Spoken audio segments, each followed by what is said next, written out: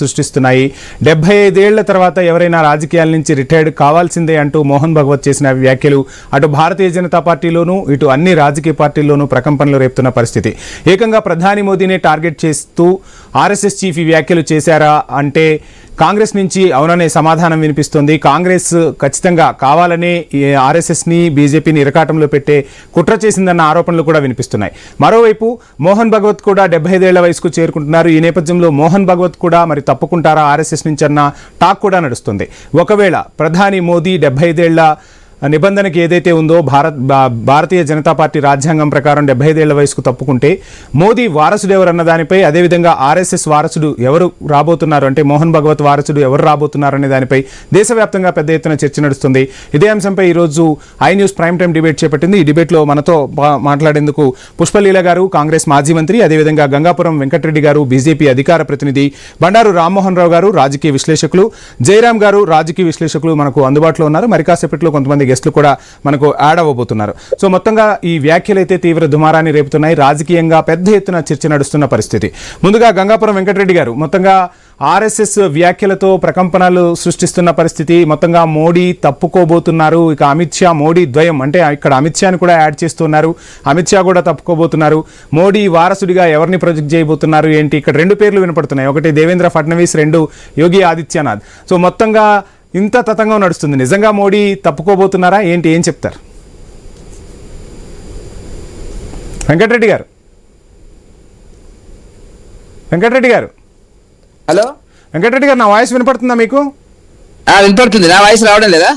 వస్తుందండి. Good evening అండి. మొత్తంగా మోడీ చుట్టే ఇప్పుడు ఈ 75 ఏళ్ల రాజకీయం నడుస్తుంది. మోడీ తప్పుకోబోతున్నారు, మోడీకి కొత్త వారసుడు రాబోతున్నారన్న టాక్ వినిపిస్తుంది. ఏంటి బీజేపీలో ఇన్సైడ్ టాక్? ఇప్పుడు లైవ్ లో ఉన్న మిత్రులందరూ కూడా నమస్తే. వంశీ గారు, మీరు మోదీ గారు తప్పుకుంటున్నారు, అమిత్ షా గారు తప్పుకుంటున్నారు, ఇంకా నెక్స్ట్ ఎవరు ఫడ్నవీస్ అనేటువంటి చర్చకు తీసుకుపోవడం అనేటువంటిది నవ్వొస్తుంది నాకు.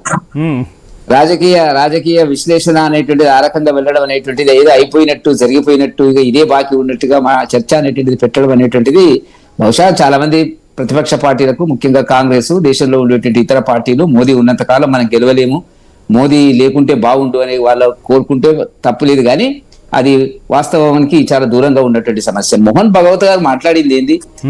ఇక్కడ 75 సంవత్సరాలు దాటిన వాళ్ళు వెళ్ళాలంటే కాదు.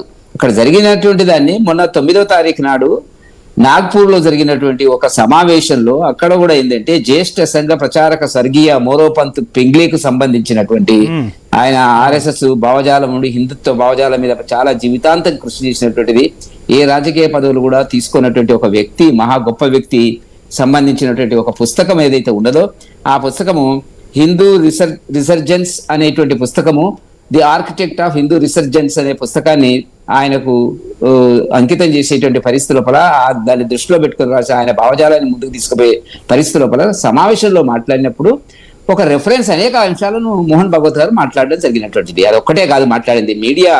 మీడియా కానీ అపోజిషన్ లీడర్స్ కానీ చాలా ఉత్సాహంగా ఇక అయిపోయింది అనేటువంటి మనం ఉత్సాహం కాదండి.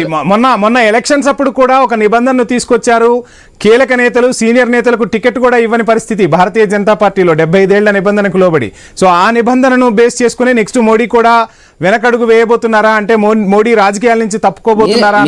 మీరు వంశీ గారు మీరే అన్ని వ్యాఖ్యానాలు చేస్తే నన్ను చెప్పనియండి.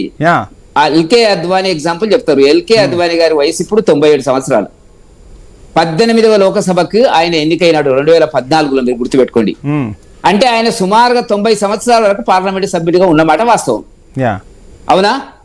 దేశంలో నేను విదేశాల గురించి వెళ్ళడం లేదు చర్చ, నేను ముందు అది చెప్పనివ్వండి. కాబట్టి ఆ సందర్భం లోపల శేషాద్రి గారు ఆనాడు పింగ్లే గారికి ఒక షాల్వా ప్రజెంట్ చేసినాడు. ఏమని? మీకు 75 సంవత్సరాలు వచ్చిన సందర్భం లోపల మీకు షాల్వా కప్పుతున్నాం అనేటువంటి ఆ విషయాన్ని చెప్పినాడు తప్ప ఇది రూల్ అని, ఇది మోదీ గారికి అప్లై అవుతుందని, తనకు కూడా మోహన్ భగవత్ గారికి అప్లై అవుతుంది అనేటువంటి చెప్పలేదు. దాంట్లోకెళ్ళి కొంతమంది మిత్రులు అన్నట్టుగా ఉత్సాహంగా ఇక ఇదే అదను అనుకుని కాంగ్రెస్ వాళ్ళు ముఖ్యంగా దాన్ని తీసుకొని ప్రచారం చేసేటువంటి ప్రయత్నం అనేటువంటిది శివసేన వాళ్ళు అందరూ కూడా చేసుకొని మాకు అభ్యంతరం లేదు.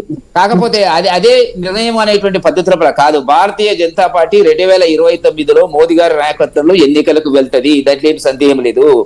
ఆ ఏజ్ అనేటువంటి దాని గురించి ఆలోచించడం జరిగినప్పుడు భారతదేశంలో 1960లో 49 సంవత్సరాలు సగటు ప్రామాణిక వయసు అండి.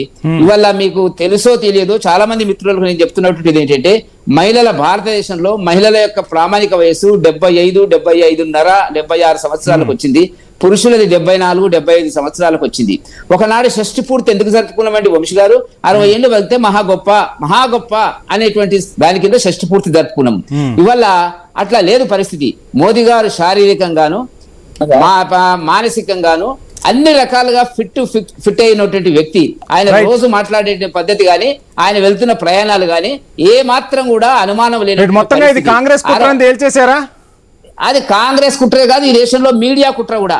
అదే కాదు. ఒక విషయాన్ని